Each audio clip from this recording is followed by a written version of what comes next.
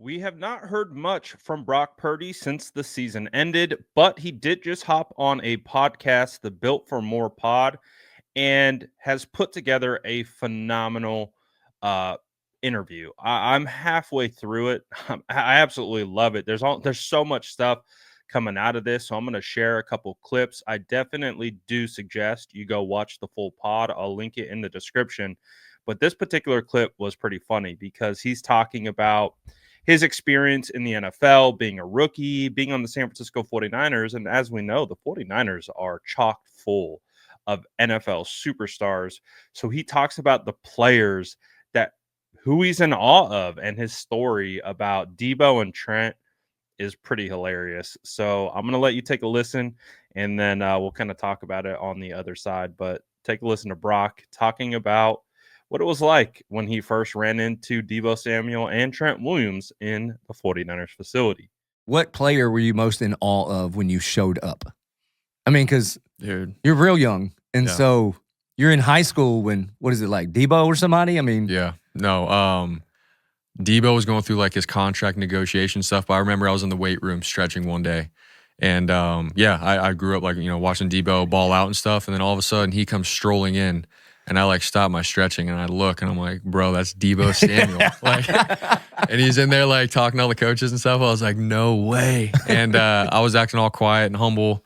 And it was funny. I always tell Deebo this, the backup quarterbacks at practice, like we'll get to a period where we're just throwing routes on there and stuff, and the starting quarterback throws to the main guys. But if a guy doesn't get a ball, the backup quarterback is like, a couple yards behind the starter and he throws him the ball. I would throw the ball to Deebo whenever he didn't get it, and he tossed me back, and then he, just talking trash to me, like jokingly and stuff, and I would just like not say anything back. He's like, bro, like, why are you so scared of me? And I was like, dude, you're Deebo. Like, you're the guy that I like watched growing up. I don't want to say the wrong thing to you. You can get me cut. Yeah, exactly. and he doesn't look like your average receiver either, does he? No, he was, dude, just rocked up, just a strong dude. And so anyways, that was the first one. And then quickly, Trent Williams. When Trent Williams reported for vet minicamp my rookie year, like everyone all year was like, wait till you see this guy. Mm-hmm. And I'm like, all right, we'll see. And then he came strolling through the weight room and everyone was like, just get out of Trent's way. He's like the nicest guy. But when I saw him and how gifted he is at left tackle, he's just one of those 1%ers that was born to play left tackle and be a Hall of Famer immediately. And so when I got into his presence, I was just like, dude, I got to get out of this guy's way. Isn't it wild to see somebody that size, that athletic? Oh, it's insane. What's funny is to kind of hear Deebo's blah, blah, blah. What's funny is to hear Brock's perspective of his relationship with Deebo, because we've heard Deebo talk about Brock on his podcast and talk about how like he's always trying to mess with them and joke with them, and and Brock kind of like sheds light into how Deebo would always be like chirping him in a fun way, and he would never say anything back. He's like, dude, you're Deebo. Like, what am I supposed to say? I'm a rookie. And they're like, I'm not trying to piss you off.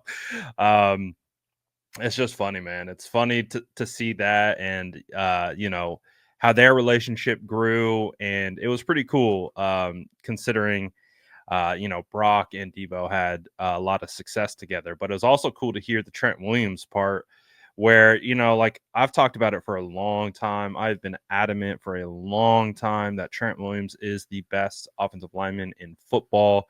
He's so unique. He's so gifted. He's so big. And it's just funny to hear Brock's perspective. Like, listen, this is an NFL player. Like, this is a guy who plays football for a living. He's around these monsters all the time.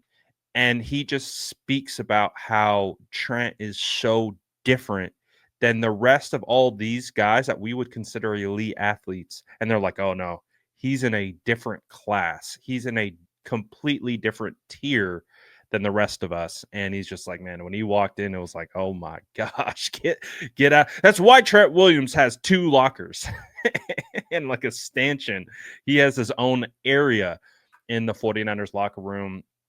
And that's just how cool Trent is. And it's cool to hear. And obviously we've seen, Trent loves Brock, their relationship, and how Trent always defends Brock. And it's really cool to see. And, again, it just listening to this podcast, and again, I definitely implore you to go listen. It is so good. I'm only halfway through, because I'm trying to, like, every time I hear something, I'm like, oh, that's fantastic content.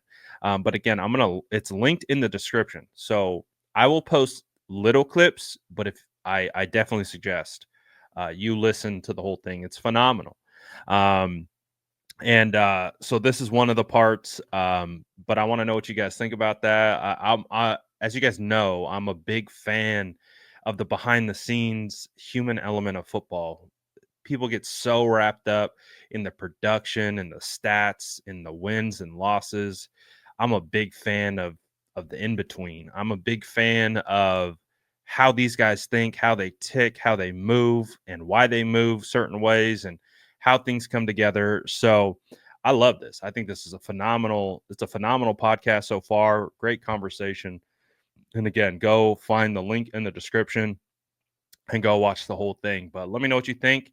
And as always, make sure to like and subscribe for more updates.